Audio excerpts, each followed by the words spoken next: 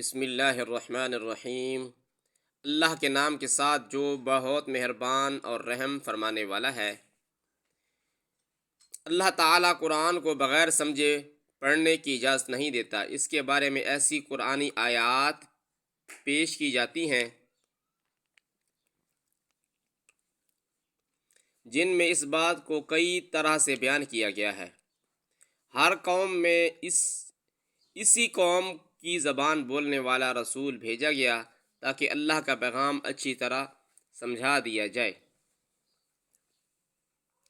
اور ہم نے اپنا پیغام دینے کے لیے جب کبھی کوئی رسول بھیجا تو اس نے اپنی قوم ہی کی زبان میں پیغام دیا ہے تاکہ وہ انہیں اچھی طرح کھول کر بات سمجھائے۔ سورہ ابراہیم آیت نمبر 4۔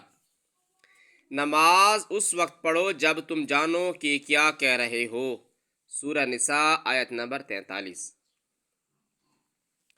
قرآن کریم کو سمجھ کر پڑھنے پر زور دینے کے لیے ایک لفظ تقریباً 200 سے زیادہ بار دہرایا گیا ہے۔ اس لفظ کا مادہ با یا نون سے ہے۔ اس مادہ سے 3 لفظ ایسے بنتے ہیں جن سے یہ بات بالکل واضح ہو جاتی ہے کہ قرآن کو بغیر سمجھ کر پڑھنا اللہ تعالیٰ کی بہت بڑی نافرمانی ہے۔ وہ 3 لفظ یہ ہیں: یبینہ کھول کھول کر بات بتانا، بینہ بینۃ روشن، مبین واضح کھلا۔ ان الفاظ کے حوالے سے چند آیات کے تراجم نوٹ فرما لیں تاکہ قرآن کو بغیر سمجھ کر پڑھنے والوں کو اس بات کا احساس ہو سکے کہ اللہ تعالیٰ تو آپ کو بہت کچھ سکھانا اور بتانا چاہتا ہے، اور آپ ہیں کہ کچھ سیکھنے اور سمجھنے کے لیے تیار ہی نہیں۔ اللہ تمہارے لیے احکام کی واضح توضیح کرتا ہے تاکہ تم بھٹکتے نہ پھرو، اور اللہ ہر چیز کا علم رکھتا ہے۔ سورہ نساء آیت نمبر 176۔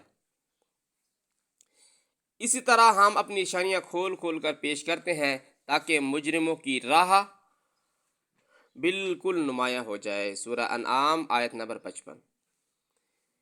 قرآن تو ساری اقوام کے لیے ہدایت اور نصیحت کے طور پر نازل کیا گیا ہے، لیکن عربی زبان میں، لہٰذا ہر قوم کو اس کی زبان میں ترجمہ شدہ قرآن دینا اور خود اپنی زبان میں ترجمہ شدہ قرآن پڑھنا اللہ تعالیٰ کے قانون کے آئین مطابق ہے۔